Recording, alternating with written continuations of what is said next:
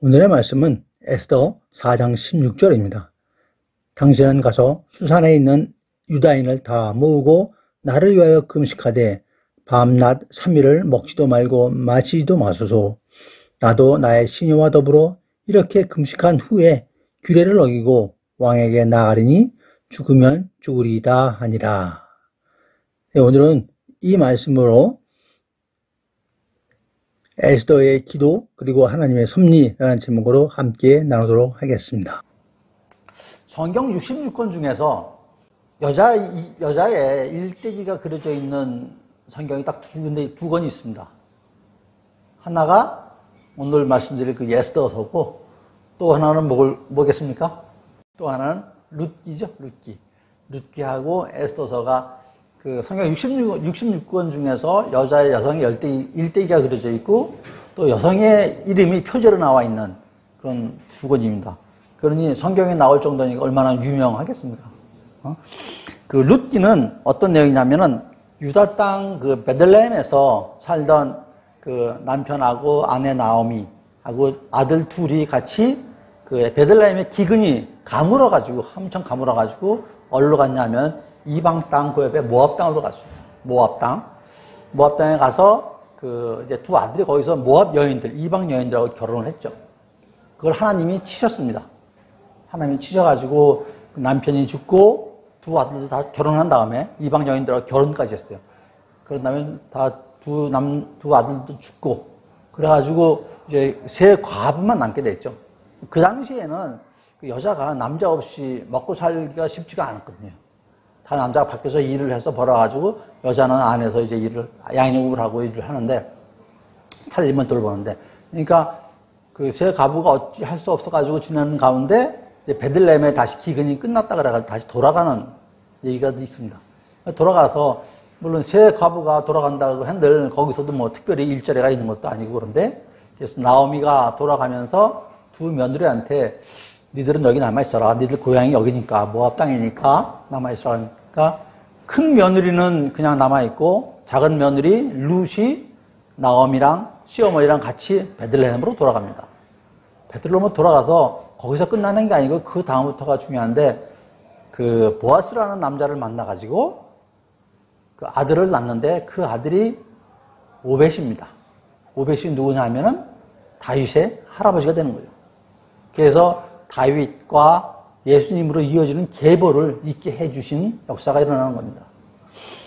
오늘 말씀드릴 에스더서 또한 그렇게 아주 귀한 말씀들이 많이 있습니다. 오늘의 주인공은 그 에스더죠. 에스더인데 이 시대는 그 바사 제국, 지금으로 하면은 페르시아 제국이죠.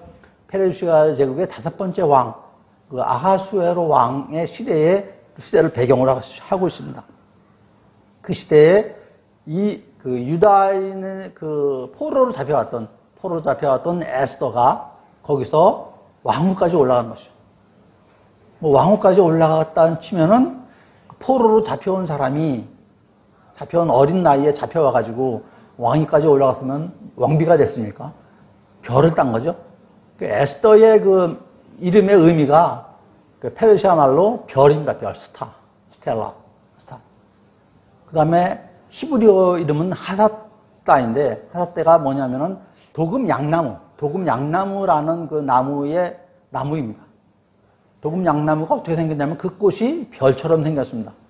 그래서 그 에스더라는 이름은 뭐 페르시아어나 그 히브리어나 보면 꼭 별하고 상당히 연관이 많이 있는 그런 이름이 되겠습니다. 지금도 에스더라는 이름들을 많이 쓰고 있죠, 이들이.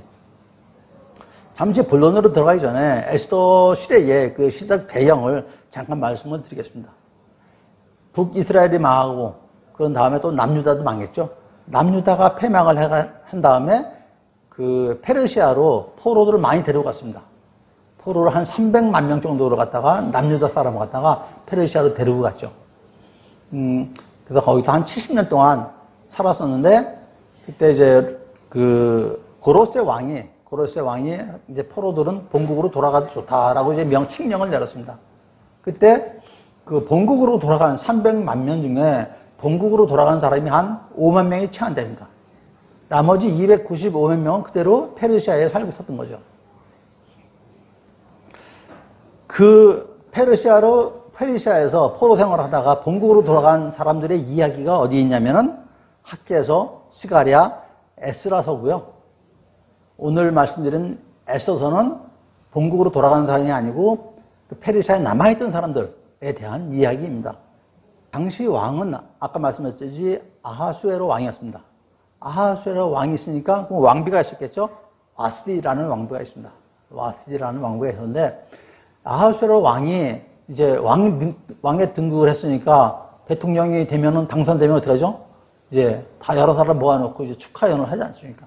그 당시도 이제 축하연을 해가지고 각 지방에 있는 총독들과 고관들을 다 모아놓고 이제 잔치를 벌렸습니다. 잔치를 벌리는데 그 왕후도 오라 그랬죠. 초청을 했습니다. 왕후도 와스디 왕후도 잔치에 참석을 하라고 했는데 그 왕비가 그 잔치에 참석을 안 했습니다. 거절을 했죠. 안 가겠다고. 왜 안 가겠냐라는 거는 성경에는 없습니다. 왜 안 갔는지. 다만 왕후도 별도로 여자들 모아놓고 잔치를 벌였어요. 왕하고 왕비하고 따로 잔치를 벌려고 끝난 다음에 왕이 왕후로 오라 그랬는데 가지 않았습니다. 그래서 왕이 좀 화가 났겠죠? 반역을 한 겁니다. 그 왕의 명령을 거부를 한 거죠. 때는 이때다 하고 항상 그 아부하는 친구들이 있죠. 왕한테 아부하는 그 신하들이 그 왕의 명령을 거역을 했으니까 그 왕비를 폐위를 시킵시다. 그리고 새로운 왕비를 맞읍시다. 라고 이제 그 살살 왕을 갖다가 우리말로 하면 꼬셔가지고 그렇게 새로운 새로운 왕비를 뽑는 그러한 내용이 에스더서입니다. 그런 과정에서 이제 유다 땅에서 포로로 온 사람이 에스더가 왕위까지 올라가게 된 거죠. 그렇게 해서 왕으로 올라가는데 유다 출신의 고아인 에스더가 이방 땅 페르시아에서 아하수에로 왕의 그 왕후까지 오르게 되는데 이 일을 뒤에서 추진한 사람, 모함한 건 아니고요. 그런 타이밍, 그런 기회가 생기니까 이 일을 추진한 사람이 누구냐면 왕후까지 올라가도록 에스더한테 막 격려를 해주고 야 한번 해봐라라고 해준 사람이 모르드게라는 사람입니다. 모르드게. 그 룻의 보아스가 있었듯이 에스더서에서는 모르드게가 있습니다. 모르드게가 에스더랑 어떤 사이냐? 친척간입니다. 그 에스더가 포로로 왔는데 그 부모님이 다 돌아가셨어요. 그래서 혼자 고아가 됐습니다. 혼자 고아가 된 사촌을 갖다가 그 양육을 해준 사람이 이 삼촌인 모르드게입니다. 그 당시 왕의 그 친위 세력 중에서 하만이라는 사람이 있습니다. 왕의 신뢰를 받는 하만이라는 사람이 있는데 이 하만이 좀 거만하고 권력을 상당히 좋아하고 자기 권력을 남용하는 사람이었어요. 그래서 유대인인 모르드게를 되게 싫어했습니다. 모르드게가 이게 왕궁을 지키는 그런 문지기 같은 직책을 하고 있었는데 그 하만이 모르드게도 되게 싫어했죠. 그래서 결국은 하만이 어떤 술책을 부렸냐면 유대인들을 다 죽이고 재산을 몰수합시다라고 왕한테 이렇게 제안을 하게 됩니다. 그 얘기를 모르드게가 듣게 됐어요. 모르드게가 들어가지고 그냥 놔두면은 유대인들 다 죽을 거 아닙니까?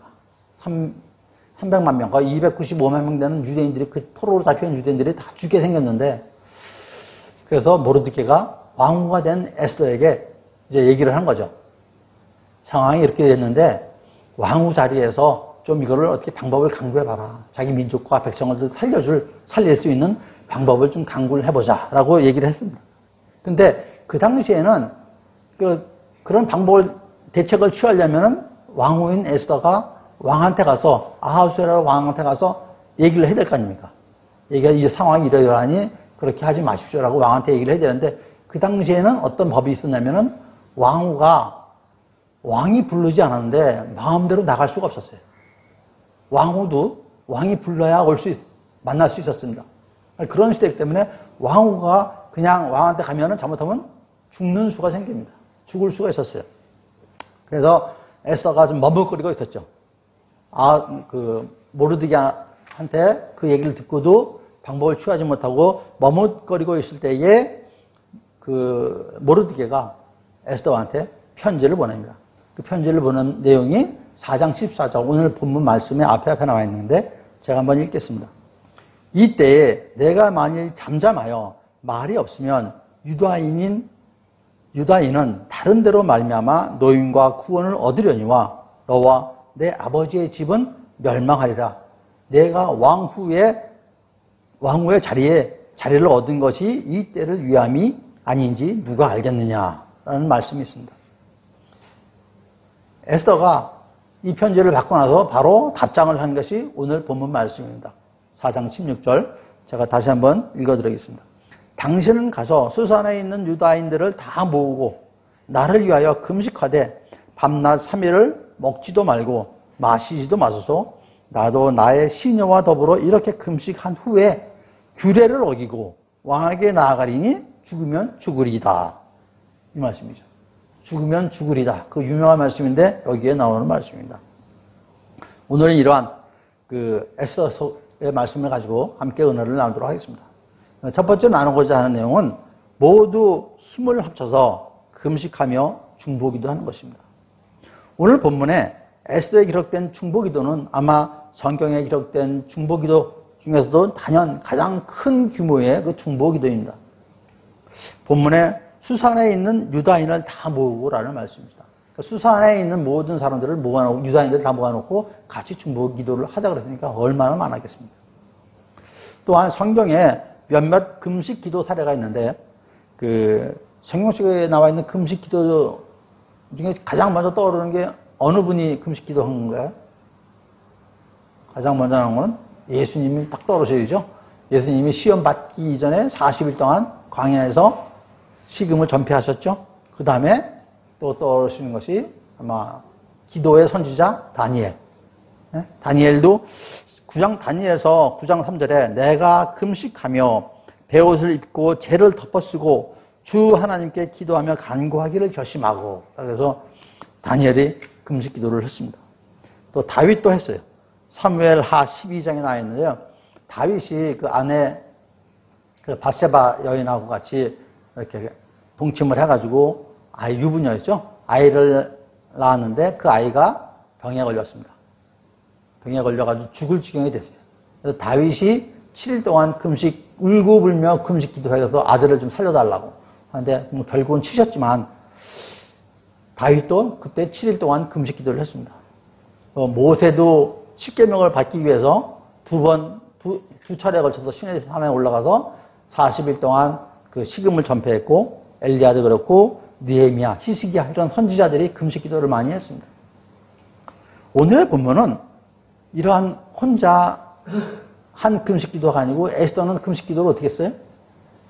수산궁에 있는 모든 유대인들과 같이 금식 기도를 했습니다. 이렇게 금식 기도를 함께 중보하면서 한 사례가 여기에 나오는 것입니다. 여기서 수산에 있는 모든 유대인이 다 모여서 3일간 금식 기도를 한 거죠. 수산이라고 하면은 지금 아하수에로 왕궁이 있던 도시 이름이 수산입니다. 아하수에로 왕은 수산궁이라고 합니다. 그러니까 왕이 있었던 도시니까 지금으로 따지면 서울시 정도 되겠죠.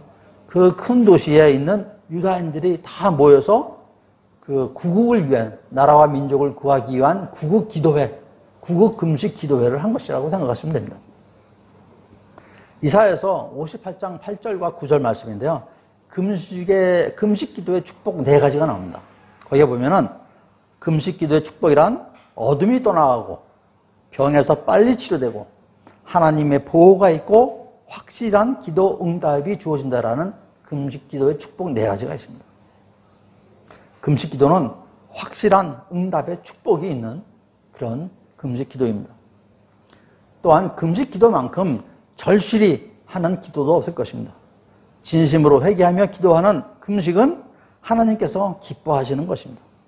요엘서 2장 12절과 13절 말씀인데요. 여호와의 말씀에 너희는 이제라도 금식하고 울며 애통하고 마음을 다하여 내게로 돌아오라 하셨나니 너희는 옷을 찢지 말고 마음을 찢고 너희 하나님 여호와께 돌아올지라 라고 말씀해 주셨습니다. 이사야서 58장 6절에 보시면은 하나님의 기뻐하는 금식은 모든 흉악과 결박을 푼다고 하셨습니다. 실제로 많은 분들이 지금도 아주 그 절박한 상황에 금식 기도를 하시고 계시죠. 오늘 본문에 에스더가 지금 그러한 상황이 된 것입니다. 나라와 민족을 구하기 위해서 왕을 만나야는 하겠는데 왕이 직접 부리기 전에 나가면은 목숨을 잃을 수도 있습니다. 당시 법이 그랬으니까요. 죽으면 민족도 구하지 못하고 자기도 죽음을 당하게 되는 것이죠. 그래서 에스더가 모두 나라와 민족을 위해서 함께 3일간 금식 중보기도 하자고 제안을 한 것입니다. 그래서 에스더 또한 금식기도로 큰 응답을 받았죠. 두 번째로 나눌 말씀은 모든 것은 하나님의 구원 계획 안에 있는 것입니다. 하나님께서는 이방 모압 여인을 통해서 다윗의 계보를 이었다고 말씀을 드렸습니다.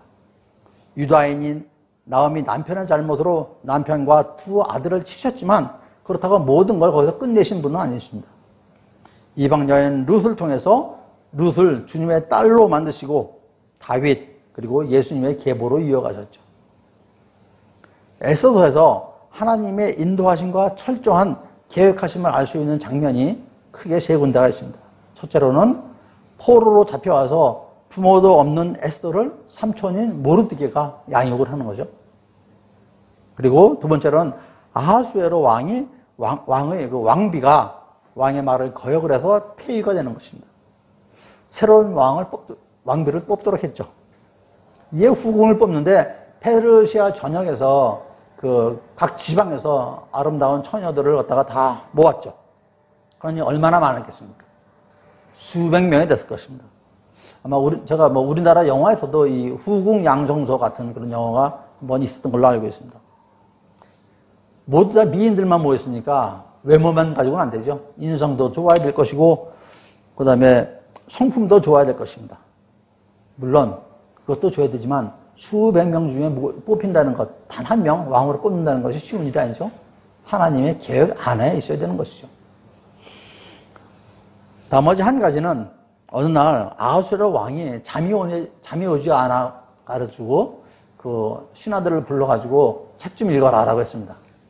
역사책을, 역사 기록을 신하들한테 읽으라 그래가지고 들었는데 그 내용 중에 아하수에로 왕 자신이 왕위에 오른 이후에 궁중에서 일어난 일을 알게 된 것입니다.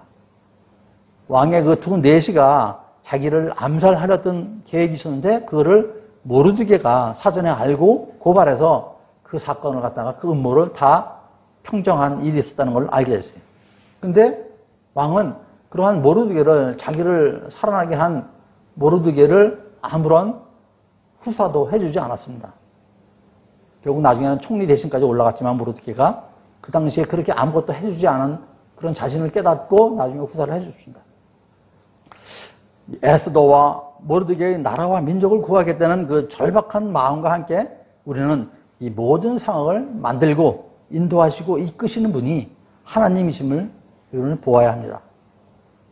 에스더서에서는 한 번도 여호와 하나님 이러한 단어가 나오지가 않습니다. 하지만 에스더서의 주제는 분명히 하나님의 주권과 하나님의 구원이 있습니다. 주님은 에스더를 일으키신 것처럼 모든 것을 일으키시는 분이십니다. 요셉을 통해서, 모세를 통해서, 여호수아를 통해서 이스라엘 백성들을 멸망 가운데서 구원해 내셨습니다. 하나님께서는 한 여성을 통해서도 나라와 민족을 구하시는 것입니다. 에스더와 모르드게는 이러한 하나님의 구원 계획 안에 계셨던 것이죠. 여러분들 모든 삶이 그러한 하나님의 구원 계획 안에 있으시기를 축원드립니다. 세 번째로 모든 것이 합력하여 선을 이루는 하나님의 섭리입니다. 성경에 섭리라는 용어가 등장하지는 않습니다. 하지만 웨스트민스터 소요리 문답 그 11번째 문답에 보면은 섭리에 대한 정의를 하셨습니다. 모든 피조물과 그 모든 행동을 가장 지혜롭고 능력 있게 보존하시며 통치하시는 것이라고 정의를 하고 있습니다. 아울러서 몇 가지 성경 그 섭리와 관련된 성경 기조를 말씀을 드리면은 요셉이 형들이 자신을 죽이려다가 애굽으로 팔아넘기죠. 거기에 대해서 요셉이 한 고백입니다. 창세기 45장 8절에 나오는데요. 그런즉 나를 이리로 보낸 이는 당신들이 아니요 하나님이시라. 하나님이 나를 바로에게 아버지로 삼으시고 그 온 집의 주로 삼으시며 온 땅의 통치자로 삼으셨나이다 라는 고백이 있습니다. 그리고 50장 20절에도 당신들은 나를 해치려고 했지만은 하나님은 그것을 선으로 바꾸사 오늘과 같이 많은 백성의 생명을 구원하려 하셨나니 라는 그 요셉이 하나님의 섭리에 대한 고백을 합니다.